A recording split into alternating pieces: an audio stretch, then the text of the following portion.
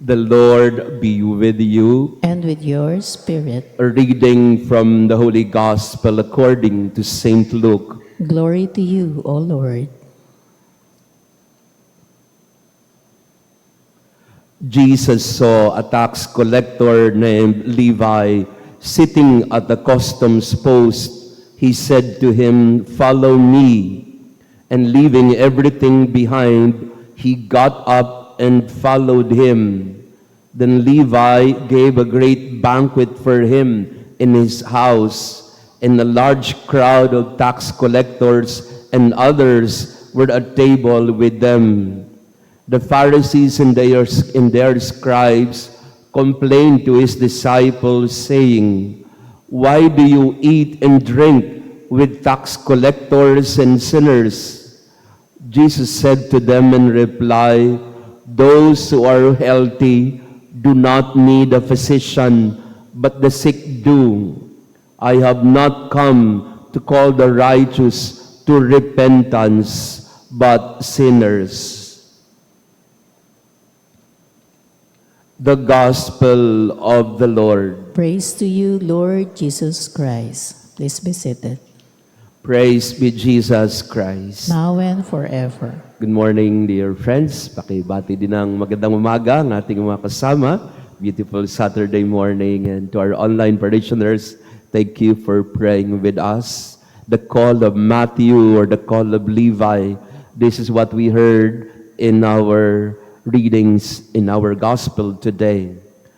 Those who are healthy do not need a physician, but the sick do.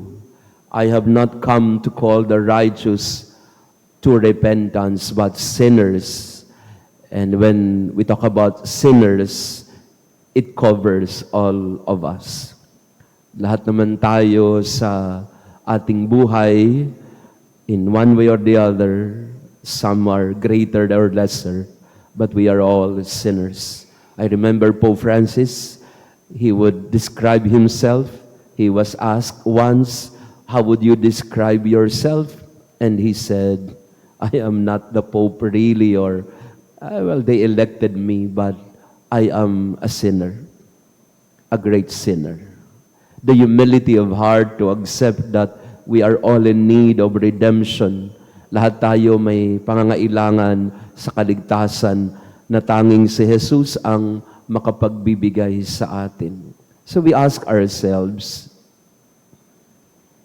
have we reconciled with the truth about who we are, the truth of who we are, that we are dust, that we are mortals, that we are of weak constitution, that we are all sinners. Pakisabi sa katabi natin, makasalanan ka, makasalanan tayo. Kailangan tanggapin mo na yon. Kasi pag hindi natin tinatanggap yon, which oftentimes is the case, kapag ka may naimbitahan sa Senado, sa Kongreso, hindi ako nagnakaw, hindi ako kinuha yan. Wala naman hong kriminal na umaawin talaga. At naiintindihan din natin yun. Wala naman ho talagang kriminal o may sala na aamin. Now, I think a week ago, we went to the Manila City Jail. Nakwento ko ito one time, but I talked to another inmate, to another PDL, a person deprived of liberty. Yung isa sa Kristan, yung isa naman sa gilid, habang pakatapos ng misa, ay kausap ko naman si nanay, nakahawak siya sa rehas, at nag-uusap kami. Sabi ko, "Nay, ilang taon na po kayo?" "Father, 65 na po." 65? "Anong ginagawa nyo dito?" Sabi niya, "Father, nagkamali po talaga ako, nagkasala po ako." "Ano pong kasalanan nyo, Nay?" Tanong ko sa kanya. Pasensya na po. She was so apologetic to me, parang sa akin, sa akin ng krimen na ginawa niya. Sabi niya, "Father, nakakuha po kasi ako ng manok sa palengke." "Manok?" Sabi ko, ilang kilo bang nakuha mo? Ba't kayo nakulong? Sabi, "Father, isang piraso lang ho talaga sana eh. Kaya lang nahuli ho ako." At inaamin ko naman po talaga na ako ay nakapagnakaw ng isang hita ng manok. Isang hita ng manok. Nakuha niya, pero nahuli siya ng may-ari, kaya pinapulis siya. Hinihingan siya ng 5,000. Wala naman po akong 5,000, Father. Kaya nakakulong sa isang hita ng manok.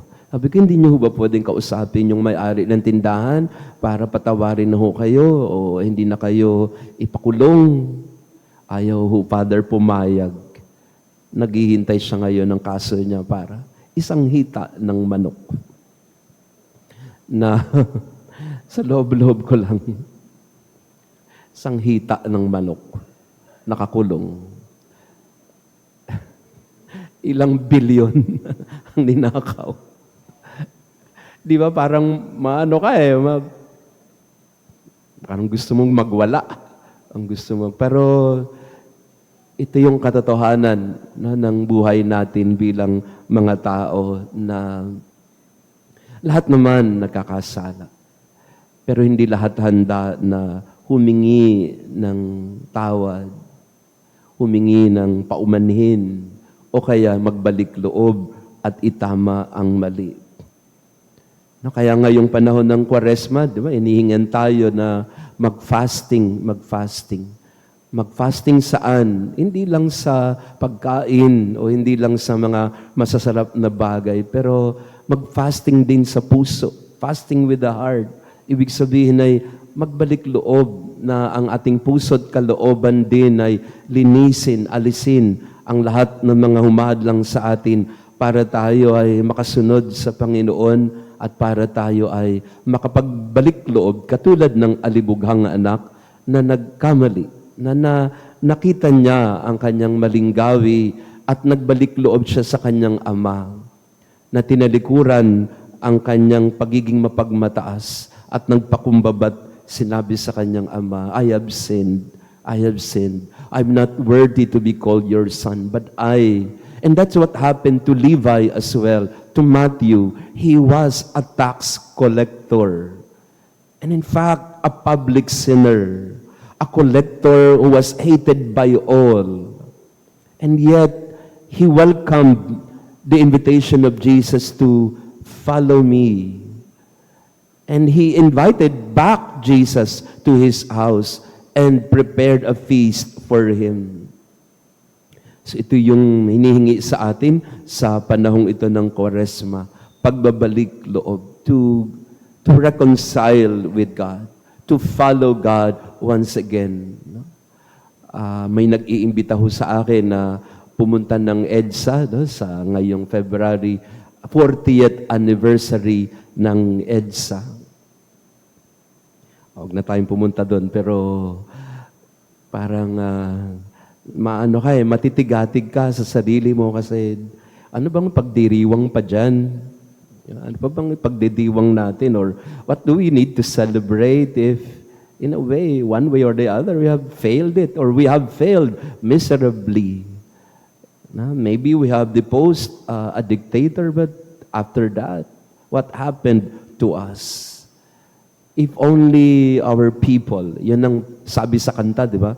If only my people would go back, would realize how much we have sinned and turned away from God, how we need to be redeemed, how we need to straighten up our ways.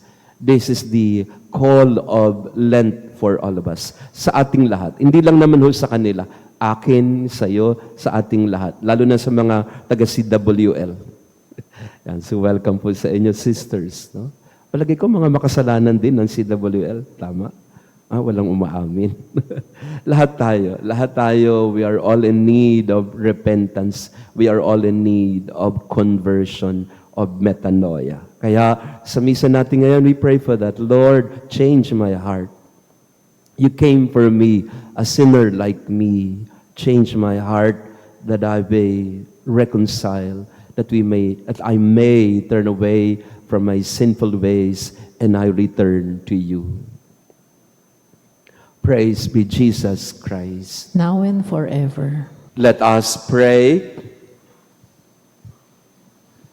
Nourished with the gift of heavenly life, we pray, O Lord, that what remains for us a mystery in this present life may be for us a help to reach eternity through Christ our Lord. Amen. Maraming salamat po sa inyong pagdalo sa ating misa, mga CWL. Thank you for visiting our parish.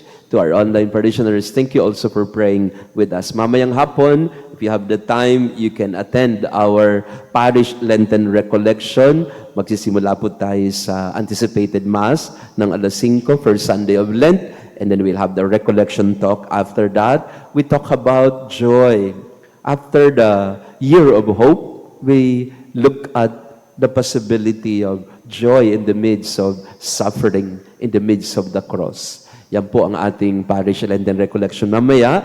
And then sa March 21, meron naman po tayong parish Lenten pilgrimage sa mga simbahan ng Pampanga. So February 28 po ang ating last day of registration. Mga kapatid, nagsimula na tayo sa Kwaresma, maglakbay tayo patungo sa metanoia, pagbabalik loob. No, that is the whole essence of Lent, that we find our way back to the heart of God to be forgiven. The Lord be with you, And with your spirit. and may our loving God bless you and your family, the Father, the Son, and the Holy Spirit. Amen. Our Mass has been offered. Go in peace to love and serve the Lord. Thanks be to God.